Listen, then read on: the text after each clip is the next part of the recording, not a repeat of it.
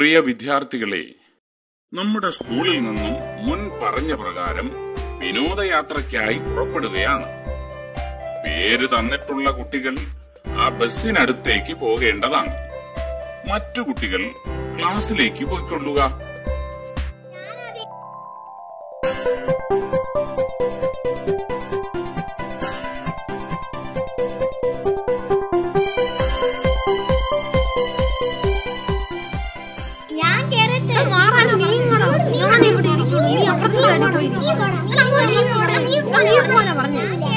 ണ്ടാക്കാതെ ഓരോരുത്തരായി കയറുക.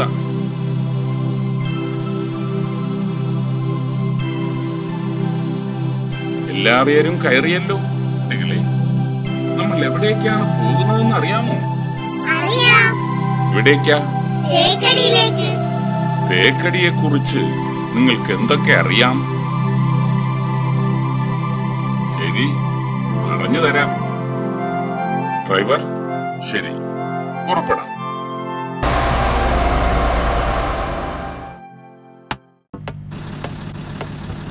പ്രകൃതി വളരെ മനോഹരമായി അലങ്കരിച്ചു വച്ചിരിക്കുന്ന ഒരു പ്രദേശത്തേക്കാണ് നമ്മൾ പോകുന്നത്.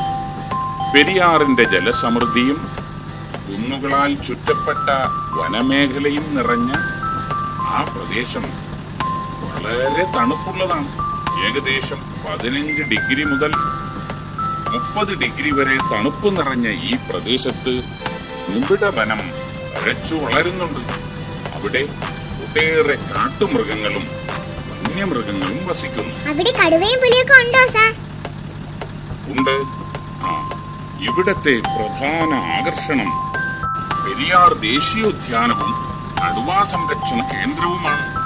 നമുക്ക് അവയെ ഒക്കെ നേരിട്ട് കാണുവാനും സാധിക്കും. കടുവയെ ഞങ്ങൾക്ക് പേടിയാ. എനിക്ക് പേടിയൊന്നുമില്ല. അവിടെ കടുവാത്തോൽ കിട്ടുമോ മാഷേ? ഗോപുവിനെന്തിനാ കടുവാത്തോൽ? വെറുതെ ഒരു രസത്തിന് വീട്ടിൽ തൂക്കിയിടാനാ. കടുവാത്തോൽ എടുക്കുന്നതും സൂക്ഷിക്കുന്നതും ശിക്ഷാർഹമാണ്. പിന്നെ തടാകത്തിൽ കുളിക്കാനും കളിക്കാനുമായി വരുന്ന ആനക്കൂട്ടങ്ങളെയും കാട്ടുപോത്തുകളെയും മേഞ്ഞു നടക്കുന്ന മറ്റു മൃഗങ്ങളെയും നമുക്ക് ബോട്ട് യാത്രക്കിടയിൽ അവിടെ കാണുവാനും സാധിക്കും. പെരിയാർ നാഷണൽ പാർക്ക് മനുഷ്യനിർമ്മിതമായ തടാകത്താൽ ചുറ്റപ്പെട്ട് കിടക്കുന്നു. കുഞ്ഞുങ്ങളെ, ഇതുപോലെ മനോഹരമായ ഒട്ടേറെ കാഴ്ചകൾ ഈ യാത്രക്കിടയിൽ നമുക്ക് കാണുവാൻ സാധിക്കും. ഇതൊക്കെ നമ്മൾ മനസ്സിൽ സൂക്ഷിച്ചു വെക്കേണ്ടുന്ന അറിവുകളാണ്.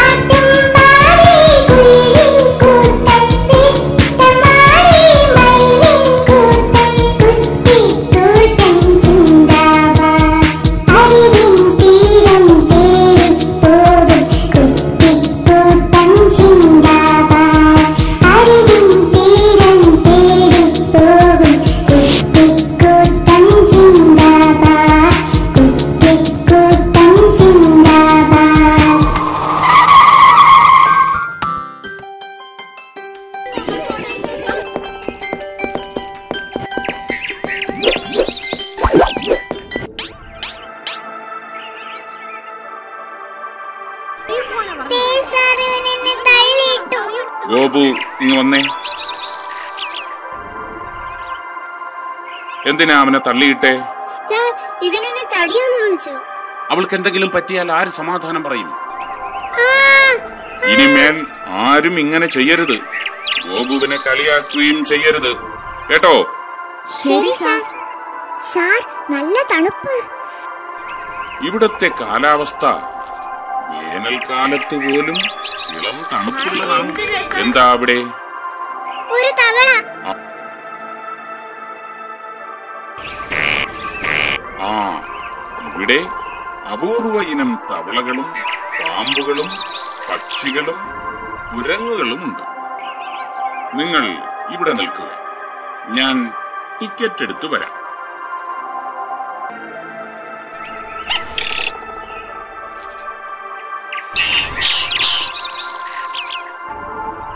ഏയ്, അതിനടുത്തേക്ക് ആരും പോകരുത്. ചിലപ്പോൾ അത് ഉപദ്രവിക്കും.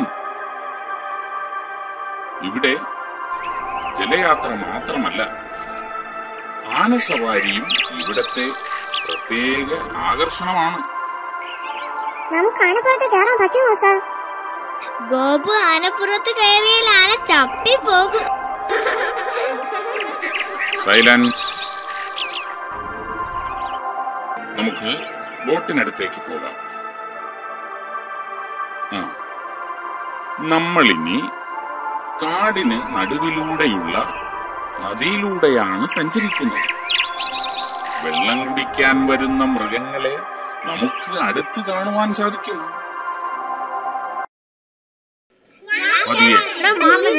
പതിയെ പതിയെ. ശ്രദ്ധിക്കുക, ലൈഫ് ജാക്കറ്റ് എല്ലാ പേരും നിർബന്ധമായും ധരിച്ചിരിക്കണം. എന്തിനാ സാർ ഇത് ധരിക്കുന്നത്? അപകടങ്ങൾ ഉണ്ടാകുമ്പോൾ അതിൽ നിന്നും രക്ഷ നേടുവാനാണ് നമ്മൾ ഇത് ഉപയോഗിക്കുന്നത്. എവിടെയാണ് സാർ വന്യമൃഗങ്ങൾ? കുറച്ചുകൂടി ഉള്ളിലേക്ക് പോയാലേ നമുക്ക് മൃഗങ്ങളെ കാണാൻ സാധിക്കൂ.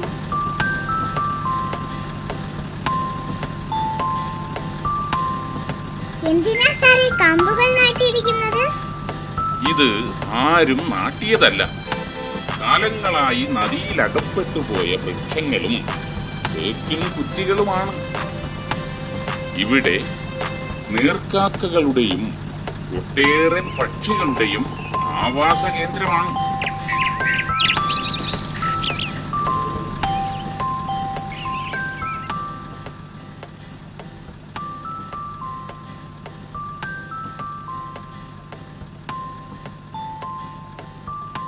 ആനക്കൂട്ടത്തെ കണ്ടതുകൊണ്ടാണ് ബോട്ടിന്റെ ശബ്ദം കുറച്ചത്. അതാ അവിടെ. അരുത് അരുത്, എല്ലാവരും ഒരു സൈഡിലേക്ക് പോകരുത്. അത് അപകടമാണ്. അവരവരുടെ സീറ്റിലിരുന്ന് കാഴ്ചകൾ കാണേണ്ടതാണ്.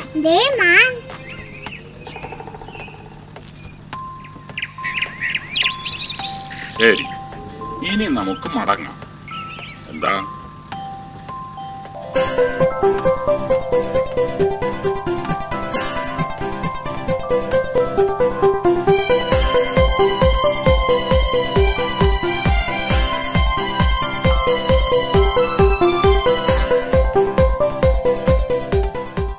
നക്ഷത്രങ്ങൾ, ഗ്രഹങ്ങൾ ഇവയൊക്കെ കുറിച്ച് പഠിക്കാനും അറിയാനുമാണ് നമ്മൾ പോകുന്നത്. നക്ഷത്രങ്ങളെ കുറിച്ച് നിങ്ങൾക്ക് എന്തെങ്കിലും അറിയാമോ? Silence, silence. ഗോപു പറയട്ടെ.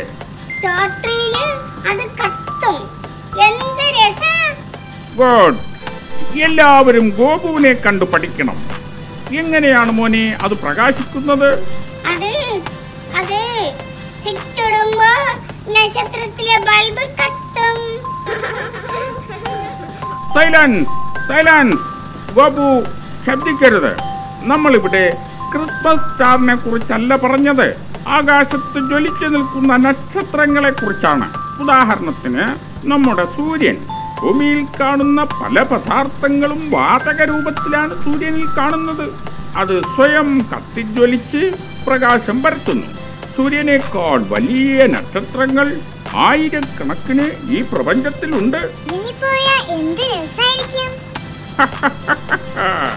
കുട്ടികളെ, നമ്മുടെ അടുത്തുള്ള ഗ്രഹങ്ങളിൽ കാലുകുത്താൻ തന്നെ നമ്മൾ പരിശ്രമിച്ചുകൊണ്ടിരിക്കുന്നു. ഏറ്റവും അടുത്ത ഗ്രഹമായ ചൊവ്വയിൽ നാസ ഒരു സ്പേസ് ഷട്ടിൽ വിക്ഷേപിച്ചത് നിങ്ങൾ പത്രത്തിൽ വായിച്ചില്ലേ? ഭൂമിയെ ചുറ്റി കറങ്ങിക്കൊണ്ടിരിക്കുന്ന ഒരു ഉപഗ്രഹമാണ് ചന്ദ്രൻ. അറിയാമോ? ചന്ദ്രനിൽ ആദ്യമായി കാലുകുത്തിയ മനുഷ്യൻ ആരെന്നറിയാമോ? ഒരാൾ പറഞ്ഞാൽ മതി. ശരി ശരി. സൈലൻസ്. ഗോപുവിന് ഒരു അവസരം കൂടി കൊടുക്കാം. ഗോപു പറയൂ.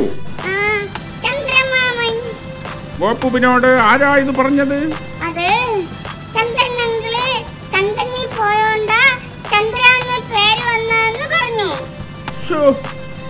എന്ത് അബദ്ധമാണിത്! ഇങ്ങനെയാണ് കുട്ടികളെ തെറ്റായ കാര്യങ്ങൾ പഠിപ്പിക്കുന്നത്. ആരാണെന്ന് മോൾ പറയൂ. ഗുഡ്. അത് എന്താണെന്ന് മോൾ പറയൂ. 1969.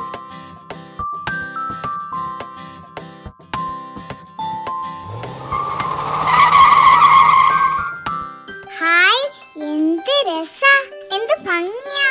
ബഹളമുണ്ടാക്കാതെ ഓരോരുത്തരായി ഇറങ്ങുക. ഹായ്, എന്ത് ഭംഗി, എന്ത് രസം. ആരും അതിലൊന്നും തുടരുത്. നേരത്തെ വിളിച്ചു പറഞ്ഞിരുന്നത് കൊണ്ട് എല്ലാം അറേഞ്ച് ചെയ്തിട്ടുണ്ട്. Very thanks.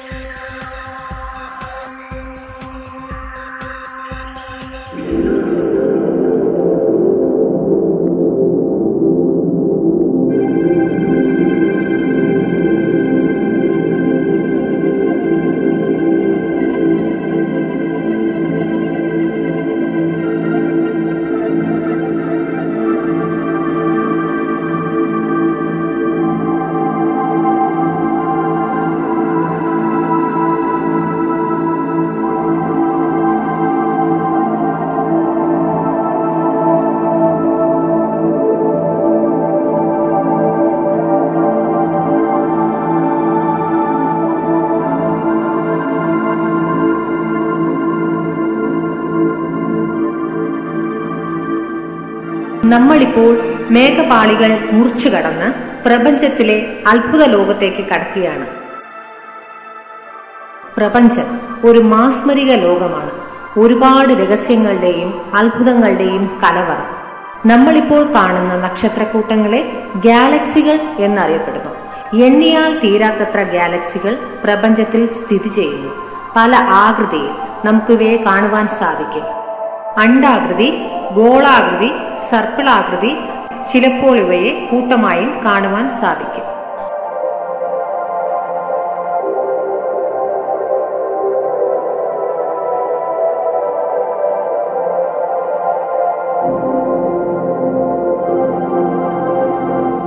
പാൽ തൂവിയതുപോലെ കാണുന്ന നക്ഷത്രക്കൂട്ടങ്ങളെ മിൽക്കി വേ അഥവാ ആകാശഗംഗ എന്നറിയപ്പെടുന്നു. ഇതിൽ 10,000-കണക്കിന് നക്ഷത്രക്കൂട്ടങ്ങൾ സ്ഥിതി ചെയ്യുന്നു. വിശാലമായ പ്രപഞ്ചത്തിലെ അനേക ഗാലക്സികളിൽ ഒന്നായ ആകാശഗംഗയുടെ ഒരു വാൽ ഭാഗത്താണ് നമ്മുടെ സൂര്യനും ഭൂമിയും ഉൾപ്പെടുന്ന സൗരയൂഥം. സൗരയൂഥത്തിലെ കേന്ദ്ര നക്ഷത്രമായ സൂര്യനെ ചുറ്റിക്കൊണ്ട് 8 ഗ്രഹങ്ങൾ സ്ഥിതി ചെയ്യുന്നു.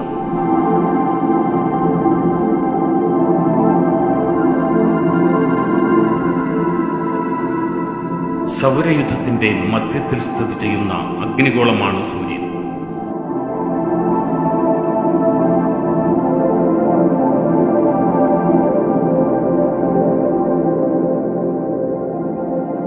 സൗരയൂഥത്തിന് മുഴുവൻ ഊർജം പകരുന്ന നക്ഷത്രമാണ് ഇത്. ഭൂമിയുടെ 109 ഇരട്ടി വരുന്ന സൂര്യന് 1.4 മില്യൺ കിലോമീറ്ററാണ് വ്യാസം.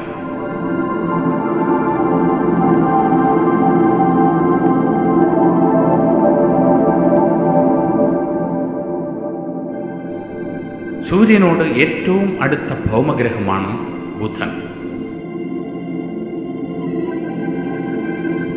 ഒരു നിമിഷത്തിൽ ഏകദേശം 48 കിലോമീറ്റർ വേഗതയിൽ ഭ്രമണം ചെയ്യുന്ന ഏറ്റവും വേഗം കൂടിയ ഗ്രഹമായ ബുധൻ 87.97 ഭൗമദിനങ്ങൾ കൊണ്ട് ഒരു പരിക്രമണം പൂർത്തിയാക്കുന്നു.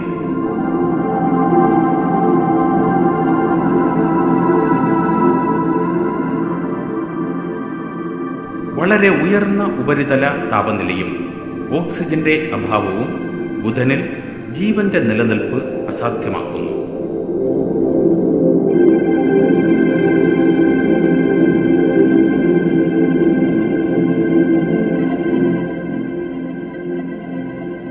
ബുധൻ കഴിഞ്ഞാൽ സൂര്യൻ അടുത്തു നിൽക്കുന്ന ഗ്രഹമാണ് ശുക്രൻ. ഇതിന്റെ അന്തരീക്ഷ വലയം സൂര്യപ്രകാശത്തെ പ്രതിഫലിപ്പിക്കുന്നത് കൊണ്ട് സൂര്യനും ചന്ദ്രനും കഴിഞ്ഞാൽ ഏറ്റവും പ്രകാശമേറിയത് ശുക്രനാണ്. ഒരു ഭ്രമണത്തിന് 243 ഭൗമദിനങ്ങളും ഒരു പരിക്രമണത്തിന് 225 ഭൗമദിനങ്ങളും വേണ്ടിവരും.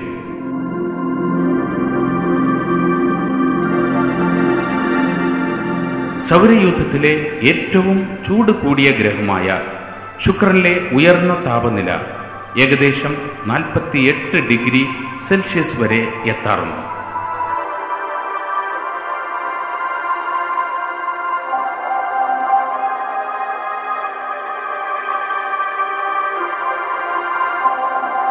ജീവന്റെ നിലനിൽപ്പുള്ള ഒരേ ഒരു ഗ്രഹമാണ് ഭൂമി. സൂര്യനിൽ നിന്നുള്ള അകലത്തിൽ ഭൂമി 3-ാം സ്ഥാനത്ത് നിൽക്കുന്നു. 23.56 മണിക്കൂർ കൊണ്ട് ഭൂമി ഒരു തവണ സ്വന്തം അച്ചുതണ്ടിൽ ഭ്രമണം ചെയ്യുന്നു. സൂര്യനു ചുറ്റും ഒരു പരിക്രമണം പൂർത്തിയാക്കാൻ ഭൂമിക്ക് 365.26 ദിവസങ്ങൾ വേണം.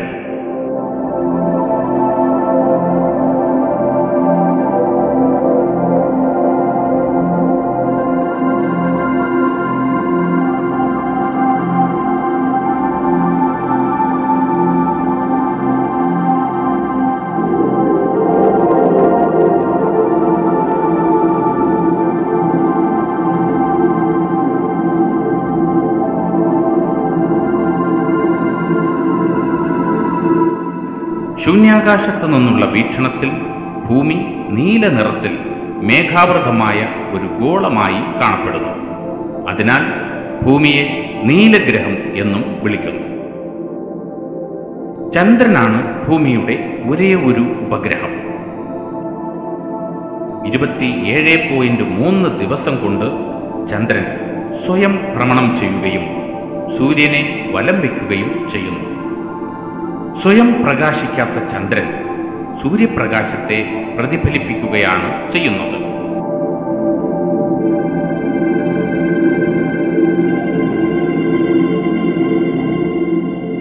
ചിലപ്പോൾ സൂര്യനും ചന്ദ്രനും ഭൂമിയും ഒരേ നേർരേഖയിൽ എത്താറുണ്ട്. ഇതാണ് ഗ്രഹണം.